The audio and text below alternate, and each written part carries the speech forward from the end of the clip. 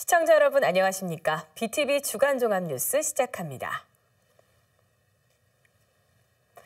내년부터 인천에서 서울을 오가는 광역버스에 교통 정액 제도가 도입될 전망입니다. 서울시 기후동행 카드와 연계해서 추진하는 건데요. 월 10만 원에 광역버스를 무제한 이용할 수 있어서 매일 광역버스로 서울을 출퇴근하는 시민은 약 3만 원을 절약할 수 있습니다. 김지영 기자입니다. 한 달에 6만 5천 원이면 대중교통을 무제한으로 이용할 수 있는 서울시 기후동행카드. 인천시도 내년부터 이 정책에 동참합니다. 첫 적용 대상은 서울으로 가는 광역버스입니다. 월 10만 원 선에서 광역버스를 무제한 이용하는 방안이 검토 중입니다. 전철이나 일반 버스 등 다른 교통수단에 대해선 추후 논의를 거쳐 정액권 적용 여부를 정할 방침입니다. 인천 광역버스를 서울이나 댕기는 이 부분은 우선적으로 그러면 내년부터 참여한다. 광역버스를 타고 매일 출퇴근할 때 들어가는 비용이 약 13, 4만 원 되는데 10만 원권으로 다 이용할 수 있도록. 경인전철과 경인고속도로 지하화에 대해서도 추진 의지를 재확인했습니다. 경인전철 지하화 사업은 최근 관련 법안이 국회 국토위 법안 소위를 통과하면서 첫 문턱을 넘은 상태입니다. 지상부의 토지 부분을 실질 경제적 가치로다가 환산해서 하는 이렇게 지금 복잡한 기술적인 부분을 검토해서 경인전철, 경인고속도로 지하화 이것이 인천시로서는 가장 큰 수건이다 이렇게 생각하고 지금 협의를 해나가고 있습니다. 유정복 시장은 내년부터 민선 8기 2기 체제로 돌입한다면서 복지와 문화, 균형 발전 등 다양한 측면에서 시민들이 실제 행복을 체감할 수 있는 선도 정책을 펼쳐가겠다는 각오를 다졌습니다. BTV 뉴스 김지영입니다. 인천시가 내년 예산으로 국비 5조 4천억 원을 확보했습니다. 지난해에 이어서 2년 연속 국비 5조 원 확보를 기록한 건데요. 정부 예산에 한 푼도 반영되지 않았던 인천 이음 관련 예산도 국회 예산심의 과정에서 280억 원이 신설됐습니다. 보도에 장윤아 기자입니다. 인천시가 내년 예산으로 5조 4,851억 원, 사상 최대 규모의 국고 보조금을 확보했다고 밝혔습니다. 올해 확보한 국비 5조 651억 원보다 4,200억 원 늘어난 규모로 인천시가 2년 연속 국비 5조 원 확보라는 기록을 세웠습니다. 인천시는 정부 재정 여건이 좋지 않은 상황 속에서 역대 최대 규모의 국비를 확보했다는 점에서 의미가 있다는 입장입니다.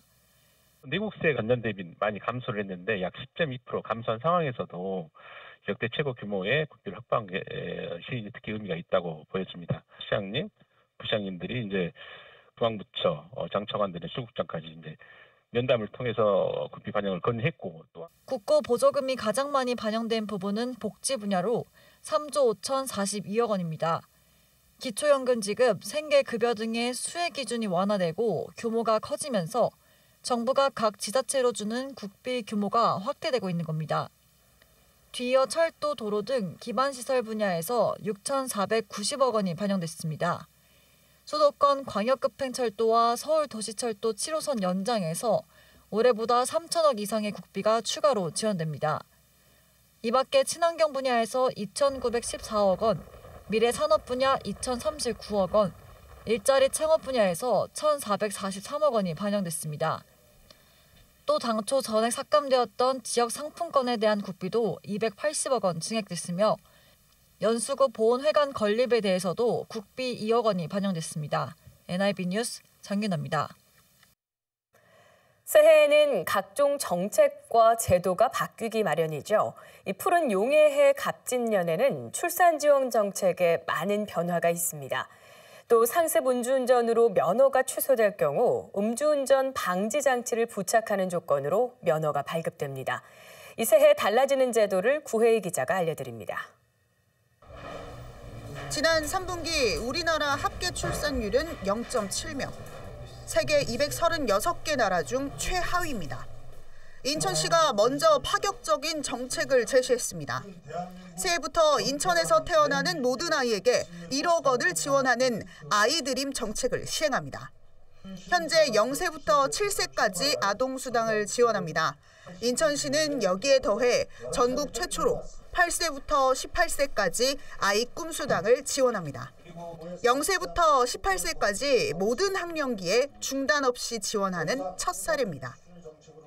인천에서 태어나는 모든 아이에게 18세까지 1억 원 이상을 지원하는 정책입니다. 꼭 필요한 곳에 지원을 확대해서 출생 정책의 체감 지수를 확실하게 높이는 정책입니다. 정부도 이에 발맞춘 출산 정책을 제시했습니다. 첫 만남 지원금은 둘째 출산부터 기존 200만 원에서 300만 원으로 늘렸습니다. 육아휴직 유급 지원 기간도 18개월로 확대합니다. 배우자 출산 휴가 급여 지원도 5일에서 10일로 2배 늘리는 등 출산 육아 전 분야에서 지원 폭이 커졌습니다. 도로교통법에도 큰 변화가 있습니다. 상습 음주 운전자에겐 조건부 운전면허가 발급됩니다.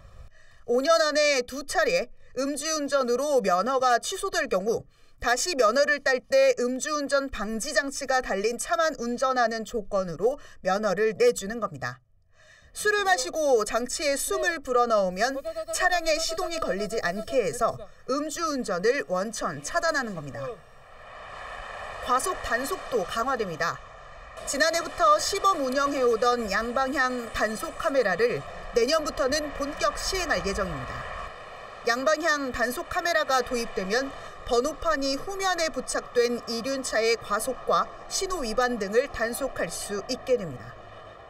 이 오토바이의 이제 무법 운전에 대해서는 소위 이제 단속의 사각지대에 있었다라는 그런 이제는 우려가 많은데요. 이번에 이제는 양방향 이제는 다 무인 단속 카메라가 도입되면서 이제 이륜차도 이제 만약에 신호 위반이나 과속을 할 경우 이제 단속이 될 수 있다라는 점에서 큰 변화가 있고요. 달라지는 제도와 새롭게 도입된 정책들, 나와 내 가족에게 적용될 수 있는 지원책들과 바뀐 정책들을 꼼꼼히 따져보고 새해를 준비하는 것도 좋겠습니다. BTV 뉴스 구혜입니다. 영종도 미단시티에 국제학교 유치가 추진되고 있습니다. 이미 5곳 이상의 학교가 참여 의사를 밝혔는데요. 영국의 명문국제학교 킹스 칼리지도 그중 한 곳입니다. 학부모들의 관심이 높아지면서 자체적인 주민 설명회까지 마련됐습니다. 보도에 김지영 기자입니다. 영종도 미단시티 내 공터입니다. 아직 개발이 안 된 땅이라 잡풀만 무성합니다. 부지 너비는 총 9만 6천여 제곱미터, 축구장 13개가 넘는 규모입니다. 인천경제청은 이곳에 국제학교를 유치한다는 구상입니다. 지난해부터 5곳이 넘는 학교가 참여 의사를 밝혔는데 영국의 명문학교 킹스 칼리지도 그중 한 곳입니다. 이 학교가 국제학교 건립을 추진한다는 소식이 알려지면서 지역 학부모들도 큰 관심을 보이는 상황. 학부모 단체가 주관하는 설명회도 마련됐습니다. 영종 같은 경우에는 아이들이 굉장히 많이 살고 있어요. 아주 어린 친구들부터 고등학생들까지 이제 분포도가 굉장히 많은데 이제 이 친구들한테 조금 더 다양한 교육의 기회가 마련되면 좋을 것 같아가지고. 킹스 칼리지는 영종도 미단시티 내에 유치원부터 초중 고등학교까지 통합과정의 국제학교를 설립할 예정입니다. 전체 학생 정원은 2,500여 명. 학교 부지 내엔 다양한 예술, 스포츠 시설이 들어서는데 이 시설을 지역 주민들에게도 개방한다는 구상입니다. 영종 주민들에겐 다양한 장학금 혜택도 제공할 계획입니다. 스포츠 시설 지역 주민들과 함께 커뮤니티를 강화해가면서 같이 쓰겠다. 그다음에 영종에 거주하는 저소득층 자녀와 예술 특기생에게 장학금을 지급하겠다. 중산층 자녀들에게도 등록금 부담 없이 입학 기회를 제공하겠다. 이날 행사에는 영국 현지 관계자도 참석해 영종도 내 국제학교 유치 의사를 재확인했습니다.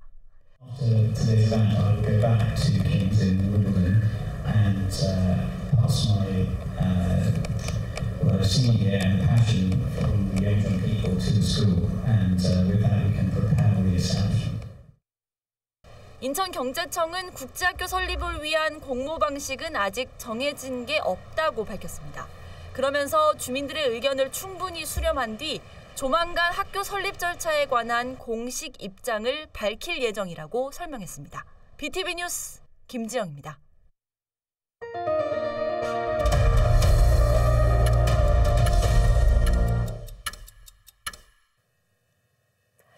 이제 2023년도 얼마 남지 않았죠. 올 한해는 고물가와 고금리 등 때문에 시민들의 삶은 그야말로 팍팍했습니다. 억소리마저 났던 물가, 대체 어느 정도 올랐을까요? 이재원 기자가 외식비 등 생활 물가를 중심으로 가격 상승 비율과 이유를 분석했습니다. 서민들의 대표 외식인 자장면, 도대체 얼마나 오른 걸까? 서울만 봤을 때 지난 2020년 5,195원에서 2022년 6,206원, 올해는 6,869원으로 7,000원에 육박합니다. 올해를 월별로 따지면 이미 7,000원대를 뚫었습니다. 1월에서 8월까지는 6,992원, 9월은 7,069원을 기록했습니다. 자장면 가격은 왜 이렇게 오른 것일까? 재료비 상승이 주 요인입니다. 식용유는 지난해와 비교해 900ml 기준 580원, 설탕은 1kg 기준 200원 가까이 올랐습니다. 자장면 주 재료 중 하나인 양파는 무려 1,000원이 올랐습니다.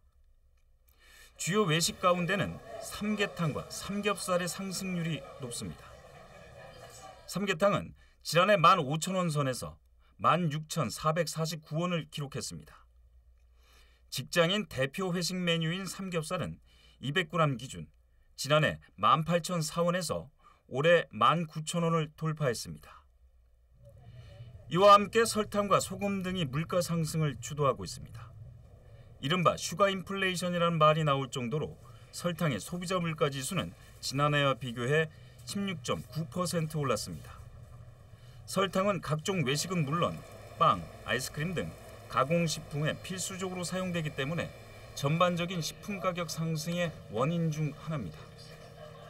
소금의 경우도 17.3% 올라 이제는 음식 간 맞추는 것도 힘들다는 말이 나올 정도입니다.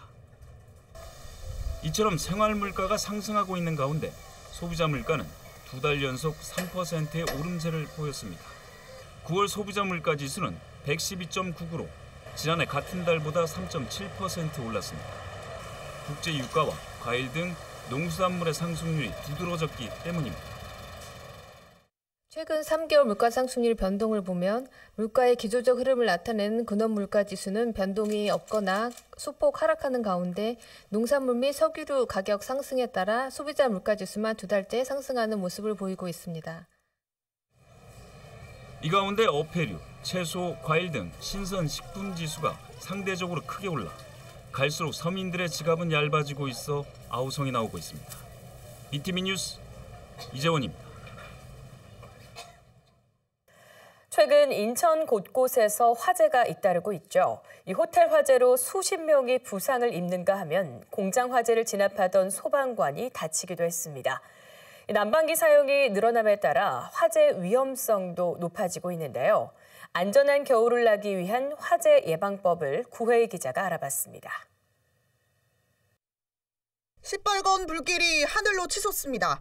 당장이라도 건물 밖으로 불길이 터져 나올 듯 위태롭습니다.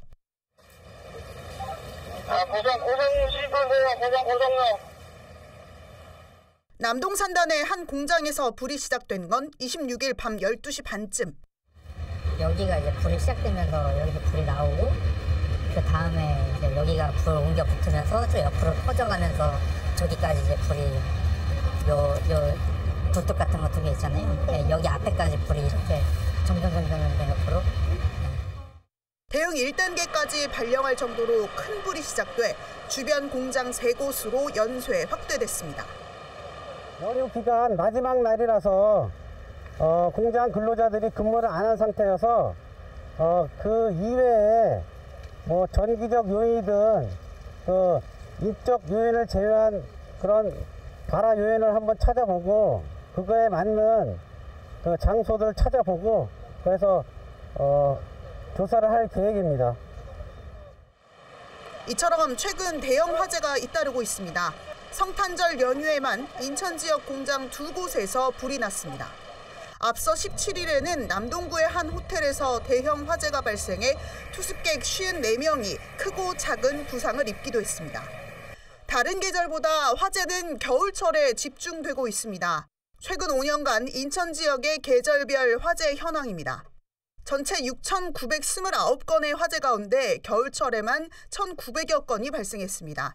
특히 겨울철 화재로 140여 명이 다치거나 숨졌습니다. 소화기는 꼭 비치해야겠습니다. 또한 문어발식 콘센트 사용도 하지 말아야 하겠고요. 주변에 화재 위험성은 없는지 살피는 습관부터 가져야겠습니다. 소방본부는 겨울철 난방기 사용이 늘어나는 만큼 화재의 위험성도 더욱 높아진다며 안전관리에 각별한 주의를 당부했습니다. BTV 뉴스 구혜입니다. 지난 한 해 고금리와 부동산 침체 속에 아파트 분양 시장도 고전을 면치 못했습니다. 이 수도권에서도 미분양 아파트가 잇따라 발생했는데요. 인천에서만 청약 미달을 기록한 사업지가 10곳이나 됩니다. 입지와 분양가 경쟁력에 따라 청약 수요 양극화가 더 뚜렷하게 드러나고 있습니다. LG헬로비전 이관성 기자가 보도합니다. 2023년 고금리와 원자재가 인상 등 악재 속에 아파트 분양에 나섰던 전국 사업지는 지난 10일까지 모두 215곳. 부동산 정보 플랫폼 직방이 분석한 결과 이 중 31.2%에 해당하는 67개 사업장이 순위 내 청약 미달을 기록했습니다. 청약 미달 사업지가 가장 많았던 곳은 경기도입니다. 경기도 안성시와 양주시, 오산시와 용인시, 평택시와 포천시, 화성시 등 14곳에서 청약 미달이 나왔습니다. 경기도 다음으로 청약 미달 사업지가 많았던 곳은 인천입니다. 인천에서는 미추홀구와 서구, 중구와 연수구 지역 등 10곳에서 청약 미달이 나왔습니다. 청약 경쟁률은 입지와 분양가 경쟁력에 따라 양극화 현상을 보이고 있습니다. 인천의 경우 지난 6월 검단 신도시 AB 19블럭에서 분양한 호반 서밋은 34.9대 1을 기록했고 10월 검단 신도시에서 분양한 롯데캐슬 넥스티엘과 이편한 세상 검단 웰카운티는 각각 111.5대 1과 23.2대 1로 인기가 높았습니다. 반면에 인천 원도심 곳곳에서 분양한 아파트들은 대부분 수요가 공급을 따라가지 못해 청약 미달을 기록했습니다. 금리 인하 등 부동산 시장의 변화가 없다면 아파트 분양 시장 양극화는 더 확산될 것으로 보입니다. 미국에서 2024년에 3차례 정도 인하 시그널이 나왔는데 한국은행이 실제로 얼마나 내릴지, 얼마나 빨리 내릴지에 따라서 투자 심리가 살아나면 청약 시장도 반등에 성공할 것 같고요. 예상과 다르게 금리가 인하가 되지 않는다면 오히려 더 위축이 될 수도 있기 때문에 아파트 가격이 떨어지고 분양가가 크게 오르는 상황에서 청약 수요자들은 더 신중하게 집을 고르고 있습니다. 아파트 분양 사업에 나서야 하는 원도심 비역세권의 재개발 재건축 조합들은 고심이 깊어지고 있습니다. 헬로티비 뉴스 이관성입니다. 전세 사기 피해자들을 돕기 위해서 지난 6월 국회에서는 특별법이 제정됐습니다. 하지만 이 현장에서는 있으나마나하다는 의견들이 터져나왔는데요. 개정을 촉구하는 목소리가 높지만 결말을 장담할 수는 없는 상황입니다. 서주헌 기자입니다. 정부가 피해자들에게 경공매 절차와 신용회복, 금융과 긴급복지 등을 지원하도록 하는 전세 사기 특별법. 올해 6월 제정됐습니다.